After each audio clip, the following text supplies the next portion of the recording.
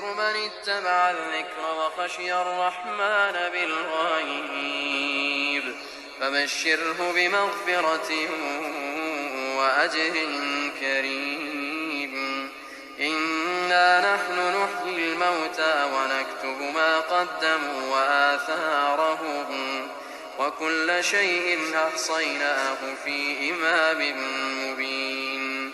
واضرب لهم مثلا أصحاب القرية إذ جاءها المرسلون إذ أرسلنا إليهم 2 فكذبوهما فعززنا بثالث فقالوا إنا إليكم مرسلون. قالوا ما أنتم إلا بشر مثلنا وما أنزل الرحمن من شيء إن أنتم إلا تكذبون. قالوا ربنا يعلم إنا إليكم لمرسلون وما علينا إلا البلاغ